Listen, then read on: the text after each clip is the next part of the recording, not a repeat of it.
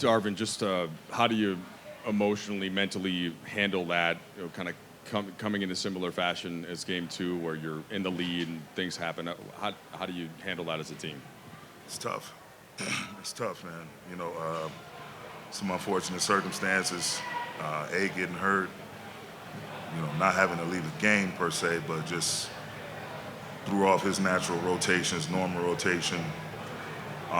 They make that run. We've already challenged the call early in the game. We're trying to hang on to timeouts just in case we need to challenge again. We may have an extra. And it's one of those games, man. It's a hell of a team. The defending champs for a reason. I've been saying it the entire year, the entire series. They know how to gut out wins. They've been there before. But I couldn't be more proud of our crew. Despite everything that happened, obviously the series didn't go in our favor, didn't start out the way we wanted it to, but to win that one at home, fight tooth and nail to try to get this one, our guys showed a lot of guts, a lot of character, and their resilience to continue to fight. But the intangibles, they got us again. We missed some free throws, gave up some second chance points late. It is what it is. We just got to learn from it, grow from it, be better mentally, spiritually, and physically. How do you square this last year and change, where you make the push out of the All-Star break, you get to the conference finals, of course, lose to Denver, then this year, up and down, but you make the push late, and then to have it kind of end in similar fashion like this? How do you put all that together? It's tough, man. The completion of my second year in this seat, it's a lot, just from the way the year started last year to us getting to the deadline, making the moves we made, trying to make a push on the fly, which we were able to do. Fell short to the champs, same team. Try to maintain our core, some continuity in the summer, which we were able to do, and then the injury bug hit us and it just seemed like it wouldn't get off of us there for the first third, maybe half of the season.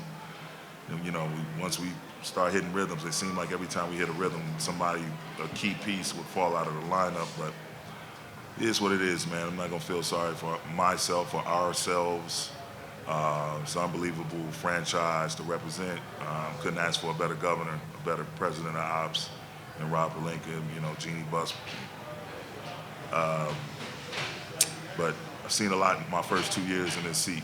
So I'll continue to work, get better, and control what I can control. Darvin, you mentioned AD getting injured, and from training camp, he talked about wanting to play in all 82 games, and that was a thing that I think of the Milwaukee game in March where he gets a similar stinger and plays through it. What can you say about just him, taking it seriously all year and having playing his best basketball this season, arguably in the playoffs, and then also playing it through that, even though his arm was kind of just dangling there for most of the second half? Just trying to battle through and be there for his team. That's it.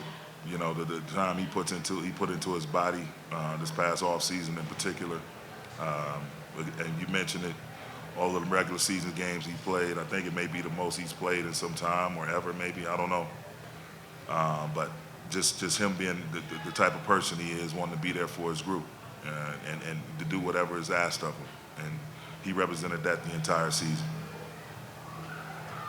Darvin, after Murray hit the shot with like 4.5 seconds or so to go, what was it's a scramble. What was the thinking on your end? And I'm unclear. Did you guys have a timeout? No, we did not have a timeout. Got it. So it was just a scramble play, or I don't even know if Torian's attempts would have counted. Just you walk us through what you saw in that final sequence.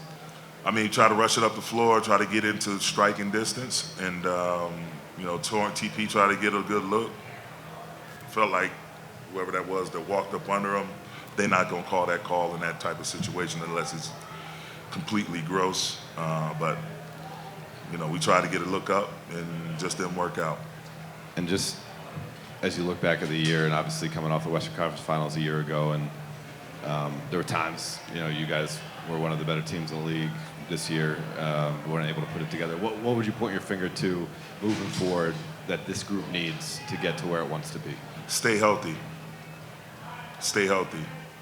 You take a lot of flack for your rotations and all of that, but rotations are secondary. The primary is health. And when you're losing, you start the season off without key pieces, and you lose some key pieces early. They come back and you lose some more key pieces, and a couple guys have been out 2, 3, 4 times during the course of the year. It's hard to build that continuity. You know, you have all these talented players all along your roster, but to have a set 9, 10 guys, and you know, you lose one, that's one thing, but to have 2, 3, 4 guys missing at different points and times it's tough, you know, and all the while trying to manage a guy that's in his 21st season, another guy in AD that's in his 12th, you know, all the previous injury history he's been through. Health is as great as a wealth, and that's pretty much it. You got healthy players, you can figure the rest out. Darvin, the series will say 4-1. We all know it was much closer than that. How do you process that, especially these 2 losses where you easily could have walked out of here with a win? How do you process that flying home? You know, you just have to sleep on it, collect your thoughts. You don't never want to speak from erratic emotion. So you just soak it all in, watch the game, see what you could have done better, and go from there and be better for it going forward. You know, again, it sucks to lose and to the same team. I'm happy we broke that ice and was able to get one. But overall, you know, we won a battle. They won the war. And we just got to figure out ways to get better from it. How do you put in a capsule your 2 years as a head coach for this type of franchise, coaching LeBron and AD at this stages of their career, you being a first-time head coach with the scrutiny that comes with this? How do you capsulize all this tonight? It's a great question.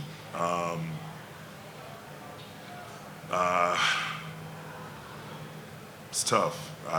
You know, my mind's all over the place right now, so that's a great question, but maybe at some point later on I'll give you an answer. It's been a hell of a 2 years, though, I'll tell you that. Sitting in this seat, it's been a hell of a 2 years. A lot of good things that got done, but ultimately, you want to win that ultimate prize. I know what that feels like. I had that feeling a couple of times. So you want to do everything in your power to prevent, to continue to feel this feeling we're feeling now, the feeling of defeat. And so, like again, I'm going to control what I can control, continue to grow, and hopefully be a better coach for it.